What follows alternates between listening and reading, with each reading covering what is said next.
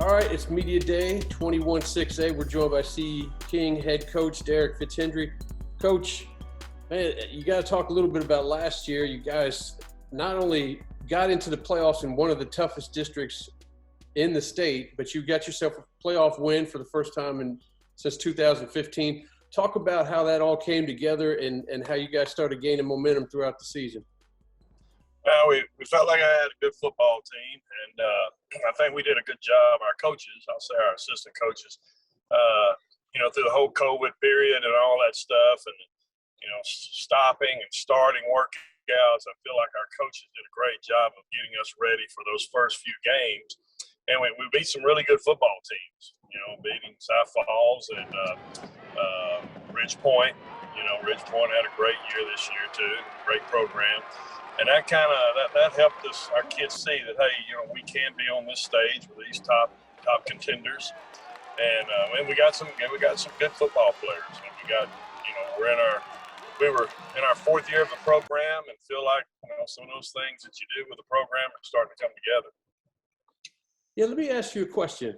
Maybe it's just me, but how is it possible for a man to run for 2,100 yards, 18 touchdowns, and still be under the radar? Like you talked in the Houston area, you talk about the best running backs, and people don't throw Wembley up there right off the bat. Talk about how he has slipped under the radar despite running up for over 2,000 yards. I have no idea. Not only that, I think he had 300 or 400 yards receiving. He's great out of the backfield. He's got great vision, and he's got the top-end speed that you're looking for. I really think a lot of it has to do with just the recruiting today with those sixth-year seniors and the portal. I just don't think the college coaches have really figured all that out yet, just how to continue to recruit those players and keep up with what's going on at the high school level and what's going on with the portal. So many of them are sitting around waiting on that portal kid and thinking that's where they're going to get their player rather than looking at the high school.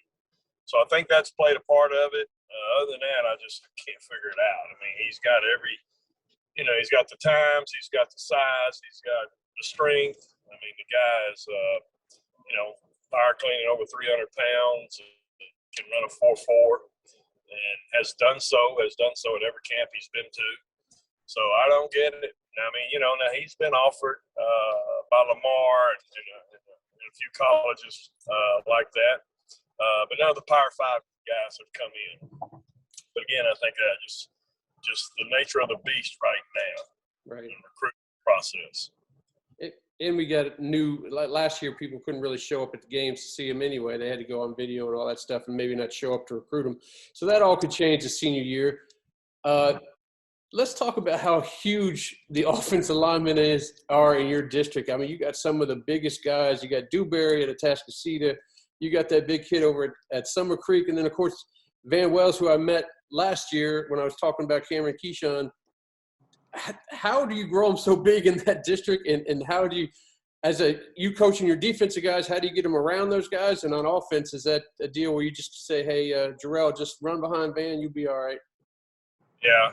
Well, that's been, as we got here at C E King, and, we didn't really have those big guys. But now we're starting to have a few of those guys, which puts us in a better place to compete in the district against those top-level teams like Atascocita and Summer Creek and North Shore, who, they're going to bring them every year.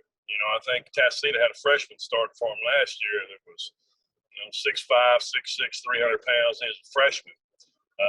So they're just, they're putting a guy at A&M every year. So they're always going to have them. And if you're going to compete with those guys, you better have some size, and you better have some strength up front. But yeah, it's a very competitive district. There's no doubt. And the kid over there at Summer Creek is, there's no doubt in my mind, he's the best offensive lineman in the district, bar none. Yeah, Kelvin Banks over there. Let's talk a little bit about this district. I mean, the North Shore kids that have been there for 4 years are finally graduated, at least on offense. They still got that. They still got a stellar defense. And from what you guys did last year, do you feel like the gap is getting a little closer, and that, I mean, not only a playoff spot, but we can challenge for a district title over there? Or what do you think about the district as a whole? Yeah, that's a while away. We got to play 4 games, 4 non-district games that are going to be very competitive. So we got to get those done first before we get into district. But, North Shore has just got a phenomenal program, and they do a great job coaching. I want to say that too. And I have all the respect in the world for Demetrius Davis. I mean, I think he'll be the starting quarterback at Auburn before the year's over. I really do think he's that level of football player. But they've got those kind of kids, waiting.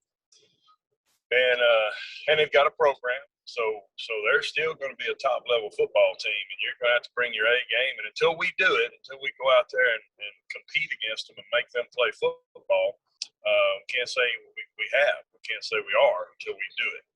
And we haven't done that yet. We've beaten Westbrook. We played a Task Cedar really tight, had a chance to win it, and let it slip through our hands. But we just haven't gone out there and competed against North Shore. Perfect. I appreciate you joining us. And for those of you guys wondering, Coach Fitzhenry's in the passenger seat. He's not driving all crazy and doing interviews while he drives. So I'm looking forward to the action this year, and should be back to normal.